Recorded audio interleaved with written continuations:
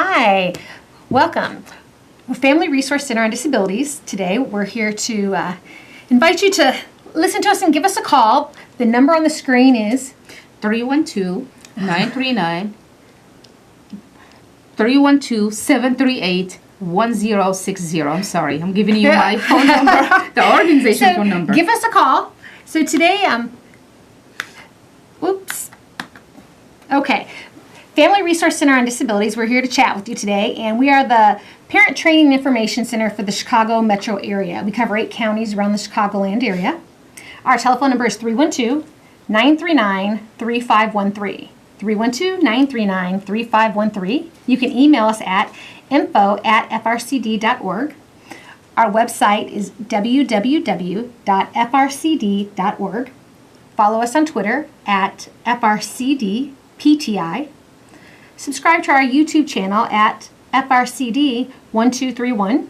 And like us on Facebook at Family Resource Center on Disabilities. So we're here today to talk about, really to continue our conversation from last week. So if you were with us last week, we were talking about the special education evaluation process. And today we have Zabita Pasha joining us from the staff on Family Resource Center on Disabilities. And we're just going to start off by having Zabita tell us a little bit about who she is and how she's connected to this particular area. Thank you so much for having me today on this show. I am a parent of a 15-year-old with autism and other disabilities, and I joined the Family Resource Center as a service recipient in 2004 when she was transitioning from early intervention going to early childhood.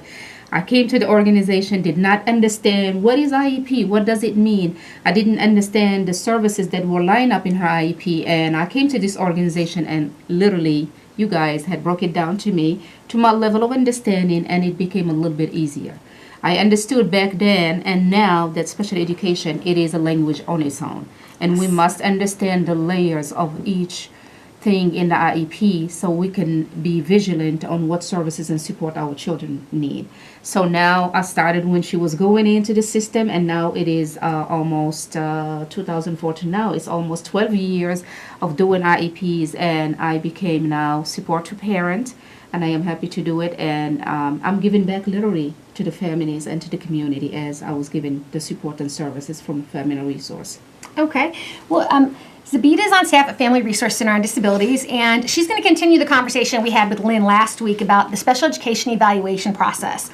So we're going to recap some of the things we went over last week, and just a little brief information about myself. My name is Michelle Phillips. I am a parent of a child, or I say the child, a young adult with osteogenesis imperfecta. He's 21. He's also a parent, so I'm a grandparent as well. So the special education process, like Zabita, I was a recipient of services at the Family Resource Center on Disabilities, and way back when Zabita was talking about, I remember training Zabita. That's great. So we are a group of parents helping other parents. So we're predominantly staffed by parents of children that happen to have disabilities. And so it's a safe place for you guys to give us a call. So just to recap on what we do, we're available 9 to 5 to answer any questions about the special education process. If you need help understanding your IEP, understanding the law. In addition, if you are looking for additional resources, we'll help you find those resources that may be available to you with other organizations, depending on your needs. We also provide IDEA training. So individuals with Disabilities Education Act, IDEA, we provide trainings under IDEA for parent groups, for schools, and all of our services are free for families.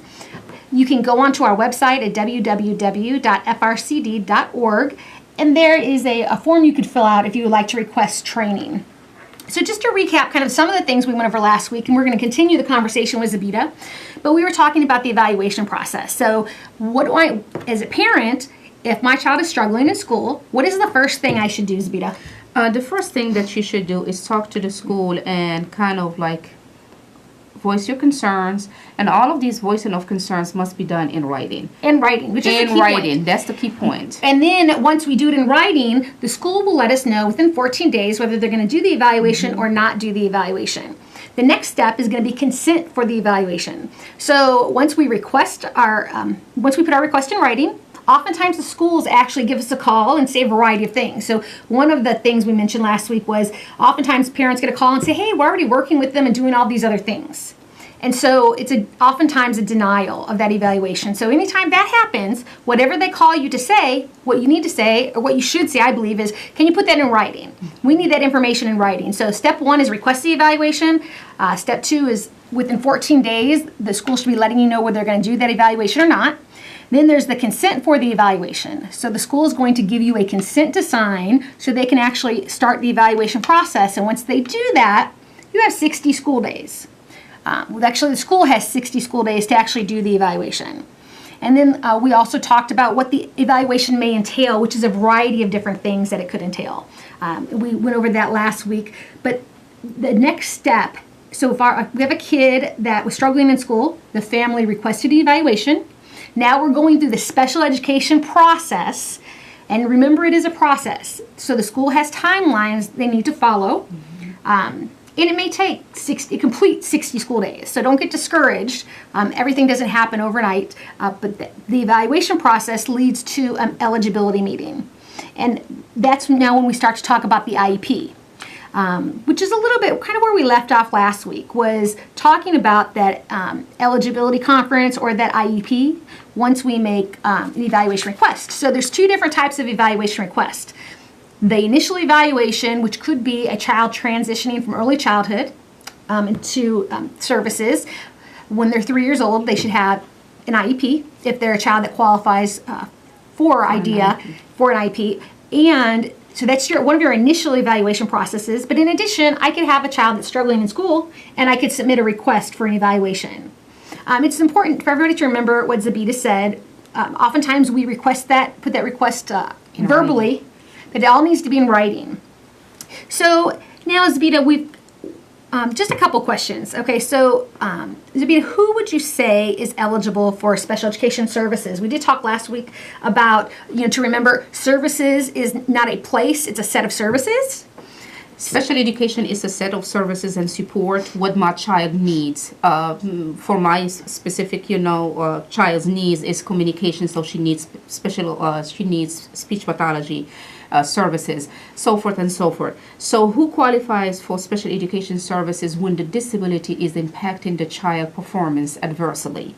Now, not only on an academic level, it can impact them functionally and social emotional. They should have the same level of performance on all of these things as non-disabled peer. That's when a child qualifies for special education, and they become eligible under IDEA by an IEP, and these are all acronyms. We have to say the words. So IDEA is the Individual with Disability Education Act, and that is the special education law that governs the services, and it ensures that all children from 3 to 22 receive free appropriate public education. What does that mean? Is at no cost to the parent to meet the unique need of the child. And do know that each disability is unique to our children. When I heard the first time autism, I was rushing to parents whose children have autism. Right. And what does your child do? And I learned back then that each child with autism is different from the other one. And I've heard it many times, but it didn't sink until now, or not now, a little bit while ago, that when you see when you know a person with autism, you only know one. So what does that mean? Yeah. That means that the uniqueness of the needs. That's what it means. So that's the definition of eligibility under IDEA to receive IEP. So IEP, it stands for the Individualized Education Program.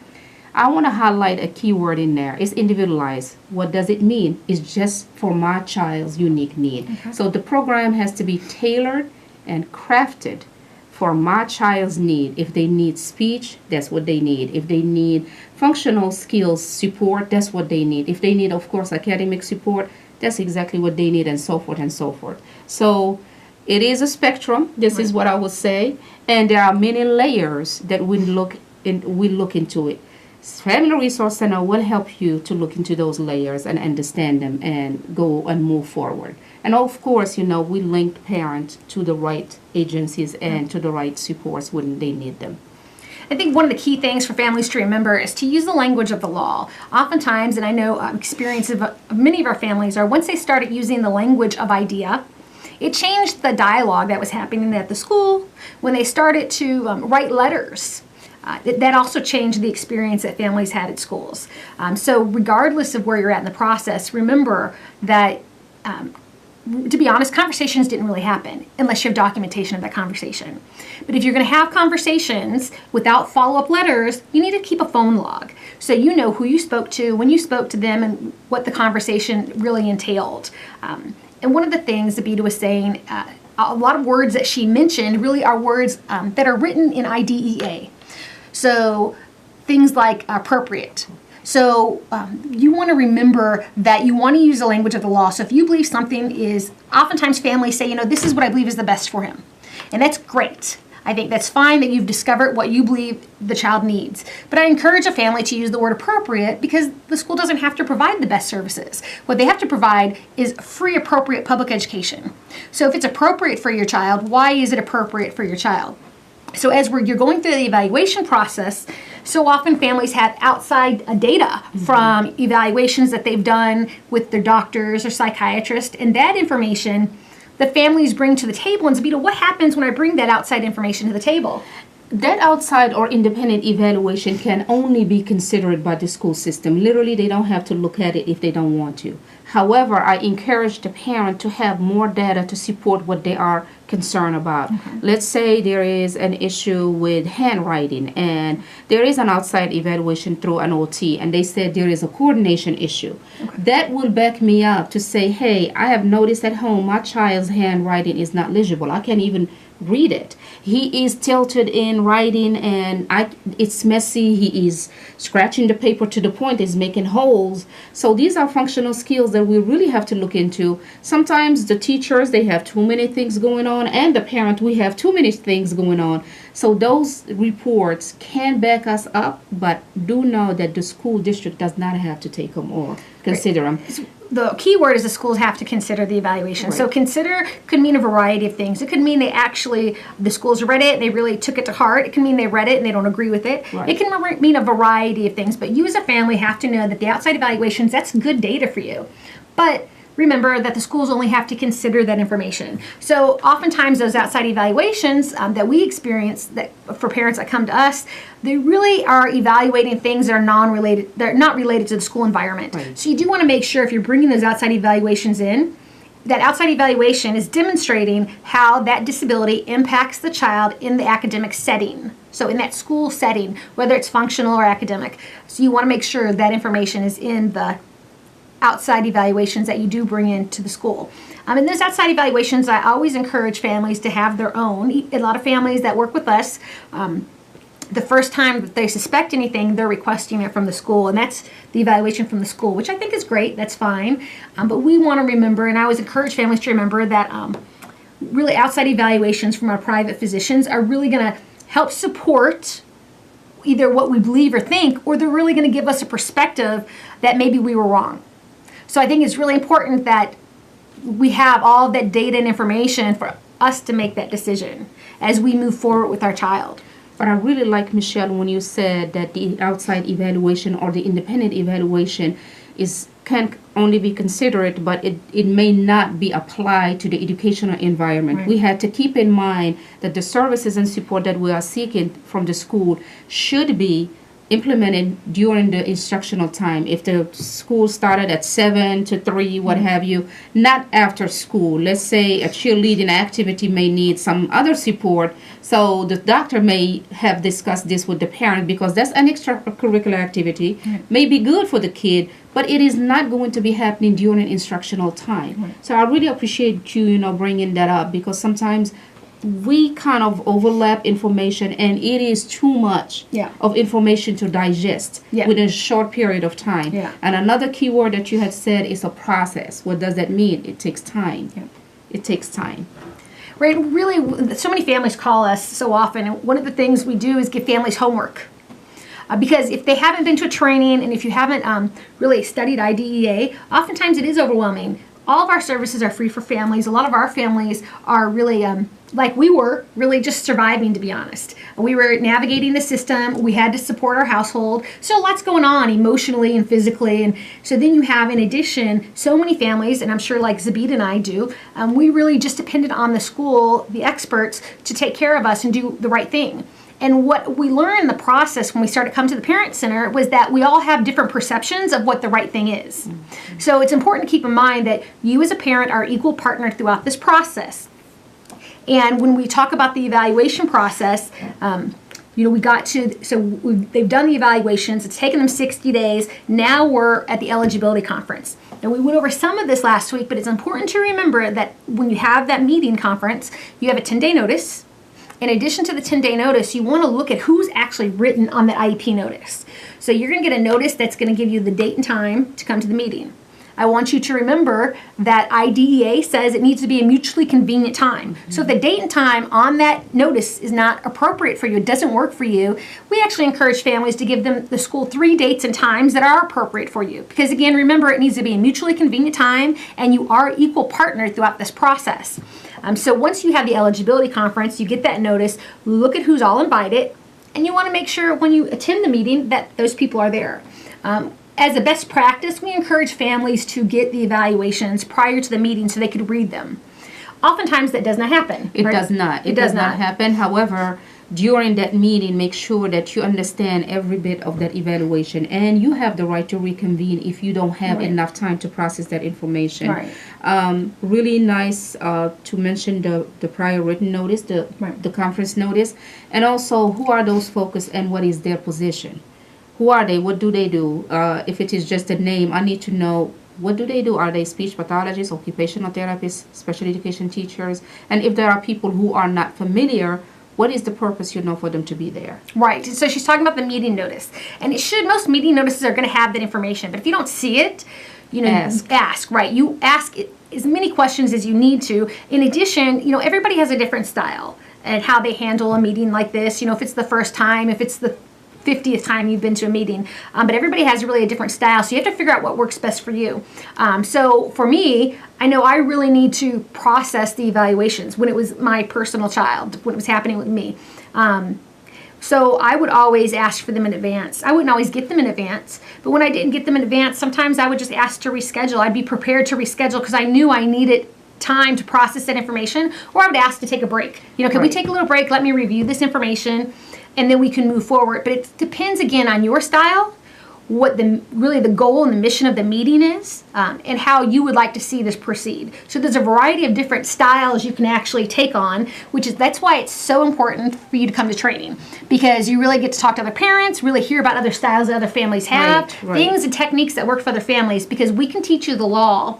But a lot of times, how you communicate with other people, we also teach families how to do that. But a lot of times, it's your style and your personality and what really works for you. So once I've got that meeting notice, then there's normally, let's say we proceed with the IEP, and then my child qualifies for an IEP, then we have the consent for services to move forward. Right. But a couple really important things, too, is that if I don't agree, or if the school doesn't agree. So let's say we've made it this far, they agreed to the consent of the evaluation, and we've had the eligibility meeting, and they determine the child is not eligible for IDEA and IEP. What do we do next, Sabita? Well, the next step is the parent has to send a dissent letter explaining their concern, why the disagreement is happening. Us as a Parent Training Information Center, we recommend the informal process. Right. Which is go back to the table and dissect every bit of information. You have to find those keywords where it says he has difficulty, he is unable to do without support. Those are the things that you really have to highlight and look for. And when I say you or somebody else who can help you with that, then that dissent letter is very important when you disagree. And again, us as a group of, as a Parent Training Information Center, we say go back to the table. And if that does not work, clearly there is a due process that are different steps to take. And then before we ever get to that step, because what we don't want to encourage, obviously, you've heard me say before, we don't live in Mayberry. So we know under IDEA that a family has procedural safeguards, but we always want a family to really resolve them at a local level as much as possible, because our children have to continue to go to the school normally, as well as we're going to have to deal with the other professionals at the school. So we want, we want this to be a workable relationship. Thank you. That's great. Workable relationship. And if I can just complete the process. If there are disagreement on the evaluation, of the school and there are issues, that you disagree with certain things that did not make your son or your daughter eligible for special education, there is also the outlet of the evaluation, educational independent evaluation at public expense. And I really want you to highlight at public expense because you are not agreeing with them. So you want an outside evaluator to see if those results are matching the school results. Right. So one of the things, we've made it this far, and the school says no, we don't agree that Johnny needs that Johnny qualifies for IDEA for an IEP. And then one of the things we can do, is Zabita was saying, was independent evaluation at public expense, and we have other procedural safeguards that we can cover next week in regards to that. But remember again the process. You have a process to qualify for IDEA, to qualify for an IEP. You want to make sure you follow that process. You want to make sure things are done in writing. You want to make sure you understand you're an equal partner. And that you're the expert on the child, regardless of how many experts that you have around the table. You are the expert on your child and really how that disability affects your child. So you want to remember that. Oftentimes it can be intimidating because there's so many people, and with PhDs and different things like that. And honestly, if you don't understand something, ask the question. You can ask it at the table. I would encourage all families to read the child's IEP, and things that are not 100% clear to you, regardless of what they are, highlight them. Give us a call, and we'll go over that information with you. The other thing that I want to add, if it is okay, don't go to the IEP by yourself if that's possible at all. Take someone with you, a family member who knows your child. Take someone who have knowledge about special education to help you understand, or at least give that time's out. Hold on, the parent did not understand. Would you please repeat that information to the parent, because it is so draining emotionally. And we went through it ourselves. I'm still in it. Michelle is lucky she's done with it. For my own child, not for other families. So. She is done with her own child, but I am still in it personally with my child and with other families. It is very draining emotionally, and you have to be equipped to kind of go on, and it is lengthy. Most of the time it's longer. If you need a physical break and a sensory break, get out of the room, drink some water and kind of clear your head, come back and make sure you ask those specific questions about the IEP. Right. And I would like to add this, go prepared with all of your concern written, because that will give you a guidance. I call it myself the GPS. It may sound a little bit kind of weird, but it is a GPS to give you the guidance on where you are with the meeting and what are the things that you want to focus on, because here is the deal. We have to prioritize what we want to accomplish in those meetings. And that is really a good practice to have it done in writing, and you have a paper in front of you that you say, okay, we talked about this, we talked about that. In other words, like an agenda, but not a formal one. Or you can have a formal agenda. I have many families that have had agendas for not normally the first eligibility meeting, but families have agendas for the other meetings. Many times too, to keep them on track, to make sure they cover everything that needs to be covered in that meeting. That's a workable relation. You can, set it up with the school, with the case manager. If you are in the city or whoever is handling the child's IEP at the school, you can say, hey, let's talk about an agenda, because this is, what I want to discuss at ABC. My time is limited. So it's in that regard of workable relations. Absolutely, which is so important. So that's a big part of, again, it's a big part of the whole process, is that we can help you understand IDEA. We can help you understand the IEP process. But it's so important in your understanding of that, how you actually advocate and how you communicate with other people at the table, and how you really move this forward. Again, we want everything resolved at a local level. The reality is it can't all be solved in that manner, but our goal is to really help you resolve that locally there at the school, or with some district support if that's needed. But our goal really is just that local process. Well, Family Resource Center will help you to be informed and be educated on your right. Definitely, it is very recommended that you call us at 312-931-3513. I'm so sorry. I'm so used to give my work number. Our email is info@frcd.org. Our website is www.frcd.org. Follow us on Twitter at FRCDPTI. Subscribe to YouTube at FRCD1231. And like us on Facebook. Thank you.